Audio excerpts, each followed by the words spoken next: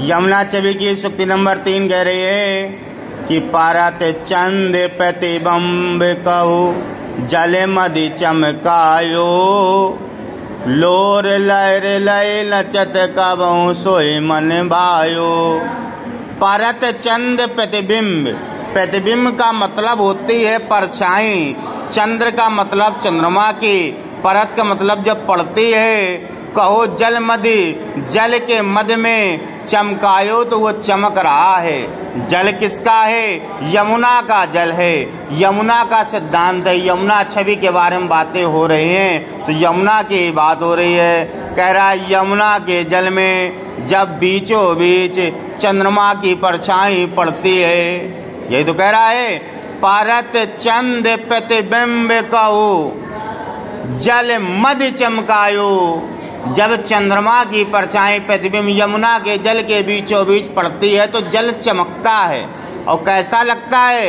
लोर लहर लय नचत कबहु सोई मन भायो। और जब तरंगे उठती हैं लहरों में तरंगे उठती हैं तो चंद्रमा का जो प्रतिबिंब है वो ऊपर नीचे लहरें होती तो वो भी ऊपर नीचे ऐसे लहरने लगता है, यानी चंद्रमी क्या करने लगता है? लहरने लगता है। तो कह रहा है लोर लहर लय नचत, ऐसा लग रहा है तरंग उठने से कि वह चंद्रमा नृत्य कर रहा हो, नाच रहा हो। सोए मन भायो, यह छवि मन को बहुत अच्छी लगती है। दोनों लाइनों का अर्थ क्या है? परत चंद प्रतिबिंब कहूँ जल मधि चमकायो, लोर लहर लय नचत कबहु सोई मन भायो। कि जब यमुना के मध्य में, यमुना के जल के मध्य में जब चंद्रमा की परछाई पड़ती है, उसका प्रतिबिंब पड़ता है तो ऐसा लगता है कि जो जल है वो पूरा चमक गया हो, बीचों बीच चंद्रमा आ गया हो। और जब तरंगे उठती हैं तो वही चंद्रमा लहरों के साथ ऊपर नीचे होता हुआ ऐसा प्रतीत होता है जैसे नृत्य यानी नाच कर रहा हो। और ये सब वहाँ देख करके मन को बहुत अच्छा लगता है। कह रहा मनु हरि दर्शन हेत चंद जल बसत सुहायो, कहे तरंग कर मुकर लिए शोभिते छवि भायो। कह रहे हैं चंद्रमा जल में आया क्यों है? कभी की पहुंचे कभी कहीं तक पहुंच सकता है। क्यों कहते हैं जहां ना पहुंचे रवि वहां पहुंचे कवि। हरिश्चंद्र की ये वहीं तक पहुंचने की एक छोटी सी कोशिश है कि चंद्रमा जल में आया क्यों। कह रहा मनु हरि दर्शन हेत, हरि यानी विष्णु जी भी सागर में रहते हैं, जल में रहते हैं। तो यमुना कान्हा कहाँ थे?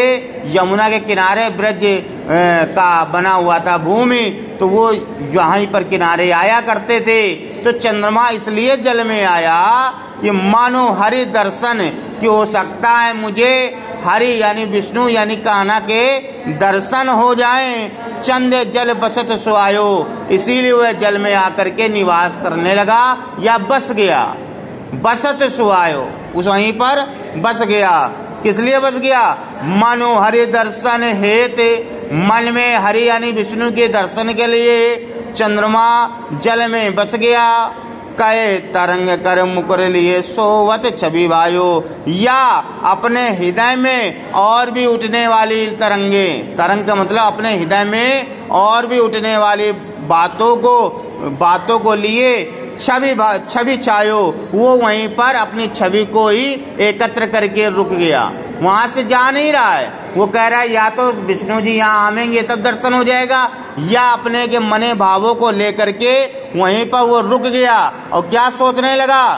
कह रास रमन में हरि मुकुट आवाज जल दिखराते हैं। कह रहा है जब रास के लिए, कह रास रमन में हरि, जब हरि यानी विष्णु जी यानी कान्हा जब रास करने के लिए यहाँ आवेंगे तो मुकुट लगाए होंगे, मुकुट तो लगाए होंगे।